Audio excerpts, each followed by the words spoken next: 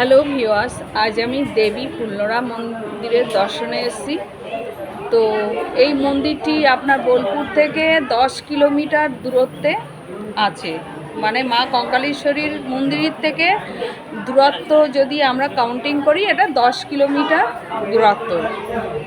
তো এখানে সতীপীঠের যে 51তম পীঠ, সেই 51তম পীঠটা হচ্ছে এটা মায়ের চোয়াল। মানে মায়ের যে চোয়ালটা এখানে পড়েছিল, যেটা সতীমাতার উষ্ঠ বলে, তো উষ্ঠটা এখানে পড়েছিল। তো সেটা মন্দিরের ভিতরে আছে, কিন্তু আমি ওটা ভিডিও করা অ্যালাউ নেই বলে আমি দেখাতে পারছি না, আর ওটা আমি দেখাতে পারবো না। তো মন্দিরের আমি বাহ্যিক চিত্রটা আপনাদের সামনে তুলে ধরছি। আমরা পুজো দিয়েছি এখানে, ভালোভাবে মন্দিরের মধ্যে বসে থেকে পুজো দিয়েছি। এখানে অনেক কিছু অলৌকিক দৃশ্য আছে বা ঘটনা আছে, যেগুলো আপনাদের সামনে আমি তুলে ধরব। তো বৈচিত্র্যময় এখানে একটা কুণ্ড আছে। কুণ্ডতে কখনো জল শুকনো হয় না। সেই কুণ্ডটার মধ্যে সব মাছ ছেড়ে যায়, যে যা মানত করে সেই মাছ ছেড়ে দিয়ে মানত করে যায়, এবং পূর্ণ হলে, মানতটা যখন পূর্ণ হয়, সেই মাছটা ছেড়ে দেয়। ওখান দিয়ে গন্ডি কাটতে কাটতে এই পুকুর থেকে স্নান করে গন্ডি কাটতে কাটতে মন্দিরের ভিতরে এসে পুজো দিয়ে যায়। আর এইটা হচ্ছে বাইরের চিত্র। এই যে দেখছেন, এটা হচ্ছে বাইরের পুরো চিত্র। এখানে যারা মনে করবেন যে হোম করতে চান, এখানে হোমের ব্যবস্থাও আছে। খুব শান্তি মনে হোম করতে পারবেন। তার জন্য পুরোহিত একটা দক্ষিণা নেন। আর হোমের জন্য বেশ সুন্দর একটা জায়গা, পরিবেশ তৈরি করা আছে। মানে বৃষ্টি হলেও বা রৌদ্র হলেও আপনারা অনুভব করতে পারবেন না, কারণ সেই জায়গাটা আমি এখন দেখাচ্ছি আপনাদেরকে। ওই দেখুন, হোম করছে, দেখুন। যারা যারা হোম করতে ইচ্ছুক এখানে এসে হোম করতে পারেন। এই হচ্ছে হোম করার জায়গা। এখানে যারা যারা হোম করতে চায় এখানে এসে হোম করতে পারে। আর বাইরেটা বৃষ্টি হচ্ছে বলে আমি পুকুরটা দেখাতে পারছি না, তবে কুণ্ডুটা আমি দেখাবো, পুরো ঘুরে আপনাদের দেখাবো। বৃষ্টি হচ্ছে ঝুমঝুম করে। বাবা মহাদেব সতী মাতাকে কাঁধে নিয়ে দেখুন মন্দিরের ওপরে দাঁড়িয়ে আছে। এই হচ্ছে মন্দির প্রাঙ্গণ। আর মায়ের মন্দির, মানে দেবী ফুল্লরা দেবীর মন্দিরের যে বাহ্যিক চিত্রটা, সেটা আমি দেখাচ্ছি। এই দেখুন, এই হচ্ছে বাহ্যিক চিত্র। এই এইখানে আসলে আগে বাবাকে পুজো দিতে হবে, দেওয়ার পরে মা ফুল্লরা দেবীকে পুজো দিতে হবে। ওপরে দেখছেন বাবা বসে আছে, সিংহ নিয়ে বসে আছে, দুপাশে দুই সিংহ আছে। এই বহু ভক্ত প্রতিদিন সমাগম হয় এখানে পুজো দেওয়ার জন্য, এবং এখানে যে যা মানত করে সে মানত পূর্ণ হয়। ভক্তি মনে, বিশ্বাস মনে যদি আপনি মানত করেন, তাহলে মানত পূর্ণ হয়ে যাবে। এবং পুরো চিত্রটা আমি দেখাতে দেখাতে যাচ্ছি।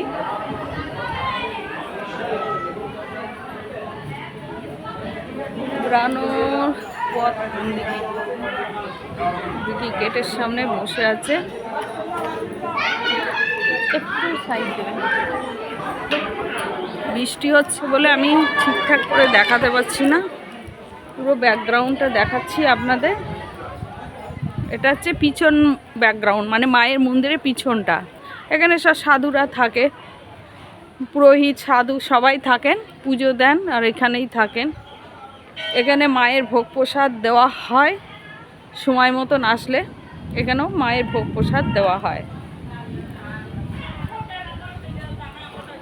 এই আর এটা হচ্ছে কি গাছটা আমি বলতে পারছি না, তবে এই বৃক্ষের মধ্যেই যে যা মানত করে এই ঢিল বেঁধে যায় সুতো দিয়ে। মানত পূর্ণ হলে আবার ঢিল খুলে দিয়ে যায়। একটা করে ঘোড়ার মতো থাকে নাকি, এটা কি আছে বলতে পারছি না। হ্যাঁ, ঘোড়ার মতনই দেখছি। এটাকে বেঁধে যায়, মাটির একটা ঘোড়ার সঙ্গে মানত করে বেঁধে যায়, এবার যখন ওটা পূর্ণ হয়ে যায় মানত, তখন ওটা খুলে দিয়ে দেয়। এবার আপনাদের আমি পুকুরের চিত্রটা দেখাচ্ছি।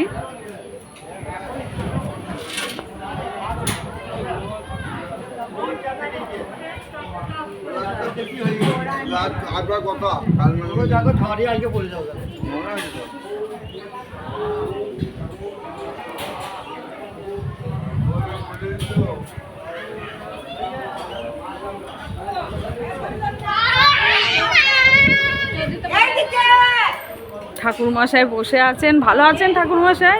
আবার এসছি, যাই কুণ্ডটা একটু দর্শন করাই সমস্ত যারা ভিউয়ার্স আছেন, যারা আসতে ইচ্ছুক খুব সোজাভাবে আসতে পারবেন। সেটা হচ্ছে প্রথমে আপনাদের বোলপুর স্টেশন নামতে হবে, ওখান থেকে শান্তিপুর হয়ে মানে শান্তিপুরের রাস্তা ধরেই আসতে হবে, মা কঙ্কালী তলার ওখানে আসতে হবে। মা কঙ্কালীশ্বরীর ওখানে আপনারা হোটেল নিয়ে থাকতে পারবেন, এখানে থাকার তেমন কোনো ব্যবস্থা নেই। এখানে এসে শুধু গাড়ি রিজার্ভ করে এসে একটু দর্শন করে আবার আপনারা মা কঙ্কালীশ্বরীর ওখানেও থাকতে পারেন বা শান্তিনিকেতন গিয়ে থাকতে পারেন। এই হচ্ছে কুণ্ডু। কুণ্ডুটা আমি পুরো দর্শন করছি, অনেক বড় আছে কুণ্ডুটা। এখানে মাছকে খাবার দিতে হয়, তা কী খাবার দিতে হয় মাছকে?